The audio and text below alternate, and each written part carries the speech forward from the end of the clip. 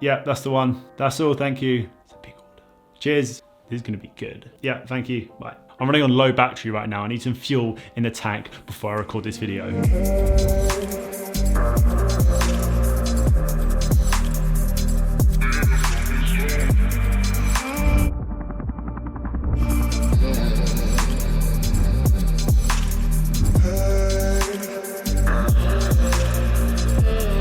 What is good, everyone, and welcome back to a brand new video. I feel a little bit more presentable. I've had a shower, I've had something to eat. Today in this video, I'm going to be giving you guys five of my tips actually, to help any of you guys out there who are beginner photographers who've just started up photography. And I feel like these tips will help you in the future because it's things that I wish I actually did nearer the time when I just started photography, and it's something that I've grown to learn to do. So without further ado, let's get into this video. So these tips are things that I have faced, things that I have dealt with in my photography career.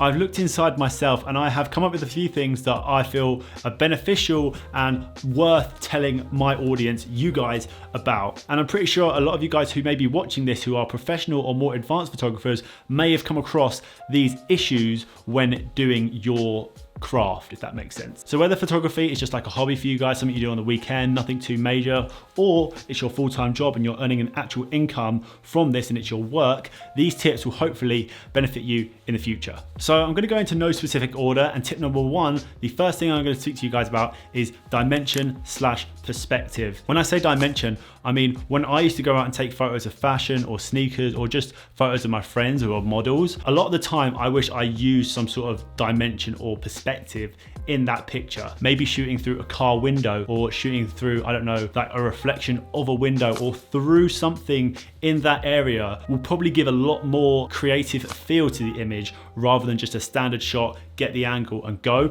More like taking photos, I don't know, as someone's walking by and you get that really nice foreground. Or even if you're surrounded by nature like trees or plants or anything like that, maybe shoot through a plant or shoot through a stick. I can probably find something in this office right now to use, for instance, as perspective. Maybe not this actual part, right? If you see a cool branch or you see a cool leaf that is kind of on the floor or just attached to something, maybe use it to shoot through it. I can already see right here, if I were to use this, it's quite small obviously, but if I could shoot through this at a model or at a subject, this shape, this pattern will add such more dimension to my photo and will just make the image look 10 times better. So that's what I mean when I say use perspective, use dimension to make your photos more creative and add a depth.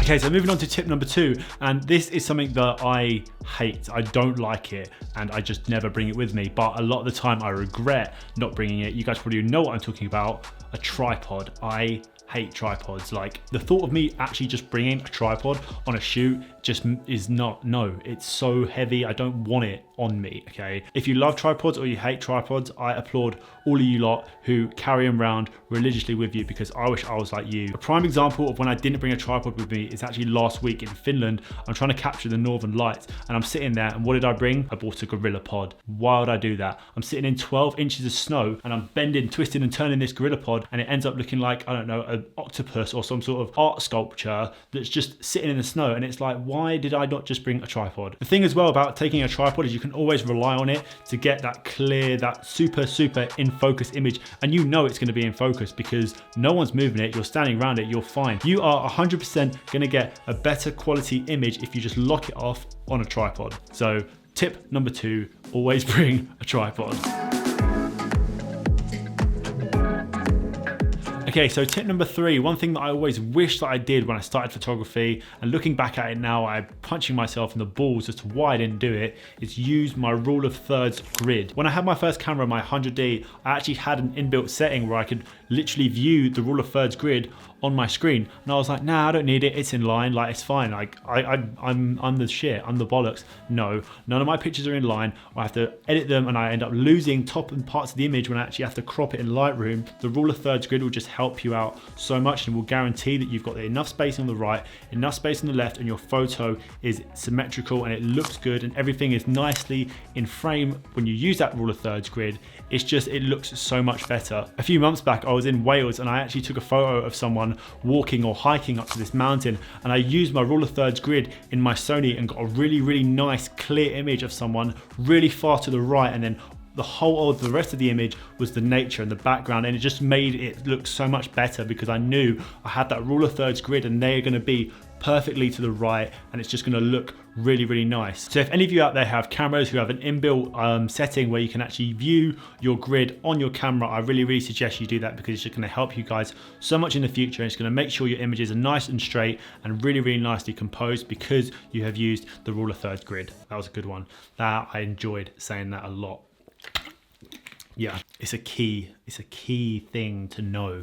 It's hot in here. Okay, so my second from last tip, a mistake which a lot of beginners I feel make, and a lot of mistakes that I make, is checking your settings. A lot of the time I'd just grab my camera, I'd shoot what I needed to shoot and just moving on with my life, okay? I wish I just took 5 minutes and just took the time to check my settings and make sure, you know, I wasn't shooting in JPEG and I was shooting in RAW, or instead of getting that 120 clip, I was shooting in 30 or 4K. Just checking my settings is just a key thing, and a key thing for you guys and for me to do, because again, I'm still learning, I'm still in this creative process with a lot of you who are watching. Checking my settings is very, very important. Even just checking the smallest settings, making sure your ISO isn't too high, or making sure, I don't know, your f-stop isn't set to like 1.4 if you're shooting a landscape, or even making sure your shutter speed is set on point. Just those little things could ruin such an incredible moment. Just don't let it happen to you, because it's happened to me enough, and I'm just gonna be thorough with this and just check my settings every single time. Okay, and the last tip, maybe not so much for beginners or people that are doing photography, more for people that are doing videography, hopefully this helps, is using a camera strap to stabilize your footage. And it's as simple as just getting your camera strap and using it as a restraint to help you stay stable and just get those nice, smooth handheld shots, whether you move your body like that, left to right, up or down. It's just a cool trick that's going to help you guys out, and hopefully it's a cool tip that you'll be able to use in the future if you didn't know about it. Tip number 5 is camera strap hack thing. If this video did help you guys out, and hopefully it did, don't forget to leave a like, rate and subscribe if you are new. Next week, Minor Nightscape's short film that I've been hyping up for like the past 2 weeks now is coming out, so put that in your diary, put it on your calendar, put it in whatever bloody piece of paper or phone you have, put it in. Next week our short film is coming out. I am so excited for you guys to see it. We put blood, sweat and tears into it, so put that in. Next week, short film. That's all I pretty much wanted to say, I think. Yeah. Oh, and also before I forget, don't forget to follow me on Instagram. I came back from Finland actually a few days ago, and I took some fire photos out there. So if you want to check them out, head over to my Instagram and let me know what you thought. And that is about it. Thank you guys so much for watching. Peace.